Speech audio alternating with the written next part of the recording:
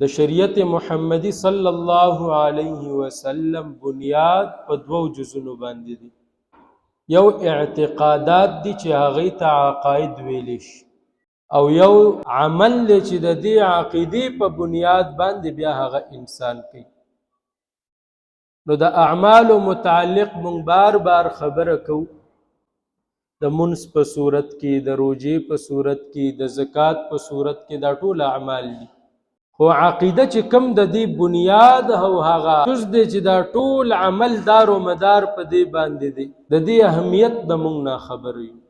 عقیده داسې یو شیز دی چې کله د انسان عقیده مضبوطه وي نو دا ټول اعمال د درست وي، او که چېرته خدا نه خواسته د عقیده خرابه ده او د ډېر عملونه کوي او ښایسته عملونه کوي، خو د هغې دته څه نفع نه میلاویږي.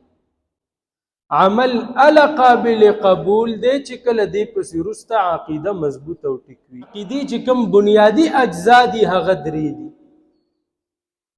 لومبنی توحید دی، دویم رسالت دی، او دریم آخرت دی. دا درې بنیادی عقیدې دي. نور عقاید هغه بیا هم د دې دریو عقایدو نه جوړ دي، که هغه د توحید په باب کې دي، که هغه د رسالت په باب کې دي، او که هغه د آخرت په باب کې دي. خو بنیادی عقیدې څه دي؟ درې دي. توحید عقیده، لکه مونږ وایو الحمدلله رب العالمین، ټول تعریفونه هغه ذات لره دي، هغه الله لره دي چې هغه د ټولو عالمونو پالنهار دی، د هغې پرورش کوونکی دی. دا پالنهار او پرورش کوونکی او رب څه ته وایي؟ رب هغه ذات ته وایي چې هغه د نشنه یو شیز شته کو، د یو شیز وجود نشته، د عدم نه هغه ته وجود ورکو، او بیا د نشنه شته کولو نه بعد یې باقی پاتې وساتلو. داسې نه ده چې یو عدمي شیز دی هغې له وجود ورکو او د هغې نه پس هغه باقی پاتې ونه ساتلو. نه، یو شیز یې د نشنه شته کو، بیا یې باقی وساتلو، او بیا د هغې چې کوم ضرورت د ژوند دی، د باقی پاتې کېدلو چې کوم ضرورت دی هغې پوره کو. لکه مثال نه به تاسو ښه پوه شئ، یو انسان دی هغه لا پیدا نه دی، دی عدم دی، الله دله وجود ورکو، دا نشته الله دې شته کو، او بیا صرف شته یې نه کو بلکې باقی د مور په خېټه کې پاتې وساتلو. د دې هغه چې کوم ضروریات دي د هغې خیال یې وساتلو، دغه د بقا چې کوم سامان دی هغې ورته برابر کو. په دریو پردو کې دننه د ساه اخلي، په دریو پردو کې دننه دته خوراک ملاویږي، د ټمپریچر برابر دی، د ماحول دته برابر دی. 4-5 میاشتې پس دا 3-4 میاشتې چې دی تیری، د هغې ټول چې څومره د بقا سامان دی هغې ورته برابر کړی دی. او چې کله بیا د ده پیدایش وشو، چې کله دی دنیا ته را ظاهر شو، د هغې نه بعد د ده چې څومره د ژوند ضروریات دي هغې دپاره چې کوم دی هغه اسباب برابر کړل. لکه یو ماشوم دی تازه پیدا شو، ټولو نه لومبی ضرورت د ده هوا ده، چې ده ته هوا میلاو شي، اکسیجن ورته میلاویږي چې دی مړ نه شي. نو ده دپاره په دې دنیا کې د تازه هوا بندوبست شوی دی، ده ته تازه هوا میلاویږي، اکسیجن ورته وافر مقدار کې میلاویږي. دویم شیز د ده د خوراک دی، د خوراک دپاره 2 د پیو چشمې د دپاره جاري شولي، د خوراک بندوبست یې ورله وکړو. اوس به دی دا خوراک غواړي څنګه؟ د مور ته به څنګه پته لګي چې زما بچی پی غواړي دا وږی دی؟ دله یو عالمي ژبه ورکړله، ځکه چې په دنیا کې په زرګونو ژبې ویلې کېږي، خو دې ماشوم ته که دی د دنیا په کم ګوټ کې هم پیدا دی، دله یو عالمي ژبه ورکړله، داسې ژبه یې ورکړله چې د هغه ګوټ نه واخله تر بل ګوټه پورې چې څومره انسانان دی په هغه ژبه باندې پوهېږي، یعنې د جړا ژبه. چې کله دی په جړا شي د مور پوه شي چې زما بچي ته د خوراک ضرورت دی، خوراک ورله ورکړي. چې کله دا د شپې اوده دی بې وخته راپاسېږي په جړا شي مور ته پته ولګي چې د په یو ځای باندې تکلیف دی په خېټه ورله لاس کېدي دا جړا نور هم زیاته کې ته پته ولګي چې په خېټه باندې درد نو الله رب العزت یو انسان د نش نشته کو بیا د باقی پاتې کېدو سامان ورته برابر او هغې نه بعد ضروریات د ژوند چې څومره دي هغې ورته مهیا کړل نو رب هغه ذات ته ویلی کېږي چې هغې کې دا درې خبرې موجود وي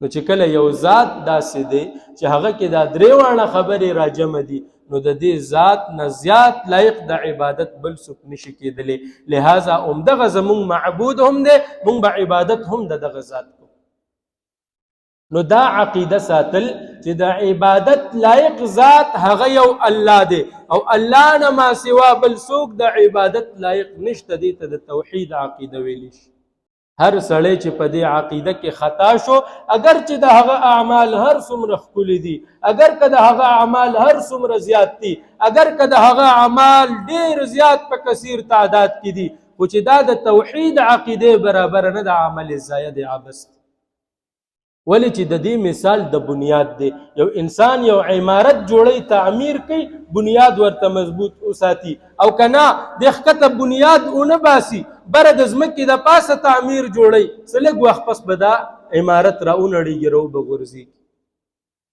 نو د عقیدې مثال د څه شي دی د بنیاد چې انسان به خپله عقیده مضبوطه ساتي عبادت لایق ذات څوک دی الله بیا الله رب العزت چې دا انسان په دې دنیا ته راوستو انسان یې پیدا کو د رشد او هدایت دپاره د نیغې لارې باندې د تګ دپاره اسباب دته برابر د انبیاء کرامو سلسله شروع کړه د رسالت هغه سلسله شروع کړله د انسان د هدایت دپاره د انبیاء راتګ شروع شو نو دې ته د رسالت عقیده ویلی شي چې څومره انبیا دي څومره رسولان دي دا ټول د انسان د نیغې لارې او د رشد او هدایت دپاره راغلي دي او د نیغې لارې تعلیم یې ورته ورکړی دی رسول تعریف څه دی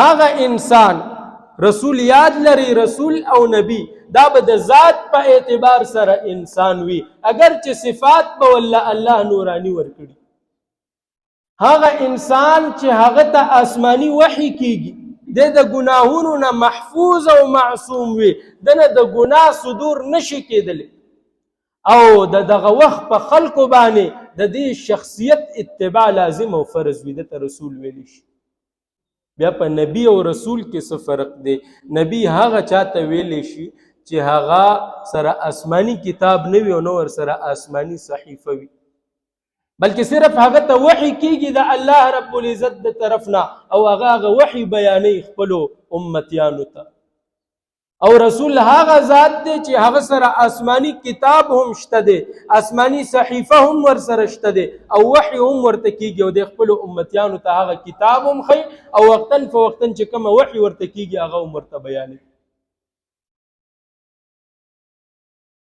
د رسولانو تعداد 315 دی 315 رسولان داسې دي چې هغوی سره آسمانی کتاب یا آسمانی صحیفه را نازله شوي او د انبیاو تعداد 1,24,000 نه زیات نو بیا وحی به هم په مختلفو طریقو سره راتلله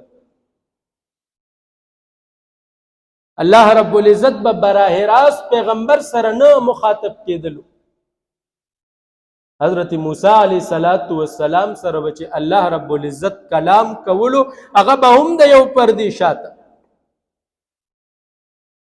حضرت موسی علیه السلام یو ځل خواست کو یا الله زه غواړم چې ستا دیدار وکم الله رب العزت ورته وفرمایل قال لن تراني ولكن انظر الى الجبل فان استقر مكانه فسوف تراني اے موسی ته ما نشي لیدلی خو زه هغه مخامخ غره ته وګوره زه په هغې باندې خپله یو تجلي ورغورځومه که چېرته هغې برداشت نه نو کیدی شي چې بیا ته ما ووینې او تا کې هغه قوت وي فلما تجلى ربه للجبل جعله دكا چې کله الله رب العزت په هغه غره باندې تجلی ور وغورځوله هغه غر ریزه ریزه شو وخر موسی صعقا او حضرت موسی علیہ السلام بهوش را پریوت. نو موسی علیہ السلام سبا چې الله کلام کولو هغه به هم د پردې نه رسته کولو. نو بیا به وحی څنګه راتلله؟ وحی به الله رب العزت د فرشتو او د ملائکو په ذریعه را لېږله.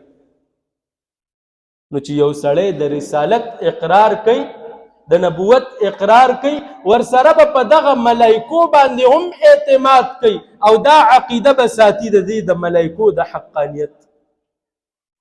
ولې چې ستا کوم دین راغلی د چا په واسطه باندې که چېرته ته د هغې نه انکار کې نو بالواسطه ته د هغه تعلیماتو نه چې هغه د کتاب الله په شکل کې په پیغمبر را نازل شو د هغې نه انکار کې او بالواسطه ته د هغه پیغمبر نه انکار کې په کوم پیغمبر باندې چې دا تعلیمات را نازل شو او بالواسطه ته د الله د خدای نه انکار کې. ولی چې ملائکه الله پیدا کړی دا او ملائکه را لېږلي پیغمبر ته الله دا، ملائکې له تعلیمات ورکړي الله دی. نو د ملائکو اقرار به هم کې، د ملائکو متعلق به هم عقیده ساتي چې دا حق. او بیا په رسالت کې مختلف انبیاء کرام راغلي. د حضرت آدم علیہ السلام نه واخله زمونږ او ستاسو خوږ محبوب محمد مصطفی صلی الله علیه وسلم پورې څومره انبیاء او رسولان راغلي هغه ټول برحق. او بیا د پیغمبر علیه السلام رسالت متعلق د ختم نبوت عقیده ساتل چې پیغمبر علیه السلام په دې ټولو انبیاءو کې آخري نبی دی. د پیغمبر علیه السلام نه بعد بل نبی نشته، د نبوت سلسله په ختم شوله. د ختم نبوت عقیده ساتل هم بیا دغه بنیادی عقیده ده، دا هم ضروري او لازمي ده. او بیا د حضرت عیسی علیه السلام دوباره نزول الله رب العزت په خپل وخت کې دا اسمانونو ته پورته کړلو او بیا به په قرب قیامت کې واپس را نازل کی. واپس چې راشي دا به د پیغمبر علیه السلام د امتی په حیثیت باندې راځي. د پیغمبر علیه السلام شریعت په فالو کوي، د هغې مطابق په احکاماتو باندې عمل کوي. د نزول عیسی عقیده ساتل. او بیا چې کله دا دنیا ختم شوله یو ورځ داسې ده چې دا دنیا به ختم شو او د آخرت هغه ابتدا به وشي، دا عقیده ساتل هم لازمي دي.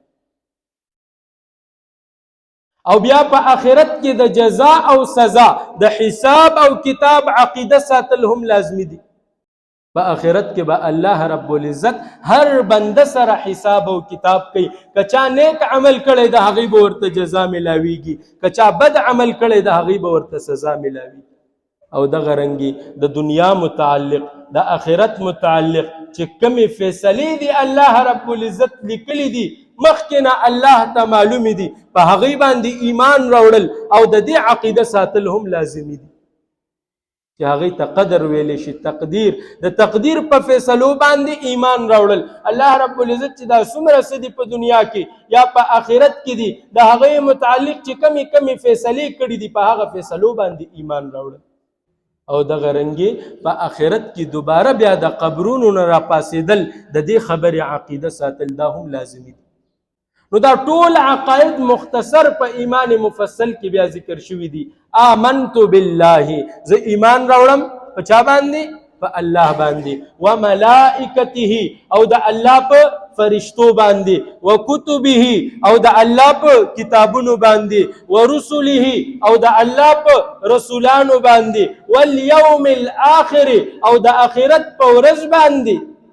والقدر خیره و شره، د تقدیر د خیر او د شر من الله تعالی چې دا د الله رب العزت د طرف نه دی. والبعث بعد الموت، د مرګ نه پس دوباره راویښېدل، د مرګ نه پس دوباره راپاسېدل، په دې خبره باندې ایمان راوړل. دا د اسلام هغه بنیادی عقاید دي. که د کوم سړي په دې عقیده کې څه شک او شبه ده، په دې باندې د اطمینان نشته دی، د زړه یقین پې نشته دی، د ده په ایمان کې فرق دی. دی که هر څومره نیک اعمال کوي، دی که هر څومره په کثیر تعداد کې او په ښکلي انداز کې اعمال کوي، د هغې به دته په آخرت کې څه بدله نه میلاوي. نو لہذا ټولو نه پهله زه خپله عقیده درسته کم د الله رب العزت د وحدانیت متعلق چې الله سره د عبادت لایق بل څوک شریک نشته دی. بیا د رسول الله صلی الله علیه وسلم متعلق چې الله رب العزت د رسولان او انبیا د قوم د رشد او هدایت لپاره مبعوث کړي دي. بیا خاص کر د پیغمبر علیه الصلاۃ والسلام متعلق د ختم نبوت عقیده ساتل. بیا چې کوم د عصمت انبیا چې دا څومره انبیا دي دا معصوم عن الخطا دي، دین چرته ګناه نشي کیده. بیا د حضرت عیسی علیه السلام متعلق د عقیده ساتل چې دا به دوباره مبعوث کیږي. بیا چې دی انبیا سره الله رب العزت کم کلام کړی دی یا کوم وحی د چا په ذریعه را لېږلی دا هغه فرشتي په هغه فرشتو باندې عقیده ساتل، په هغې باندې ایمان راوړل. او دغه رنګې هغه فیصلې چې په دې دنیا کې یا په آخرت کې که هغه د خیر دی او که د شر دی الله رب العزت کړی دی تقدیر دا د الله د طرف نه دی، په دې خبره باندې ایمان او یقین ساتل. او دغه رنګې زما عزتمندو په آخره کې والبعث بعد الموت د مرګ نه پس دوباره راپاڅېدل، بیا د جزا او سزا د حساب او کتاب او د محشر او د جنت او د جهنم د دې عقیده ساتل دا په موتا باندې لازم دي. چې کله دا عقاید زما درستو د دین بعد بیا نمبر راځي د اعمالو. اول د ما تاسو ته ویلي د دین څو اجزا دي، دوه اجزا دي، یو اعتقادات یو اعمال. اعتقاد دغه عقاید دي چې دا مې درته بیان کړل، او اعمال هغه اعمال دي چې هغه وقتن فوقتن بیانېږي د فرایضو په صورت کې، د واجباتو په صورت کې، د سننو په صورت کې، د مستحباتو په صورت کې او د مباحاتو په صورت کې. الله رب العزت دې سمو سمو اوریدل په دې باندې مال او تاسو ټول له عمل کولو توفیق راکړي. واخر دعوانا ان الحمد لله رب العالمين.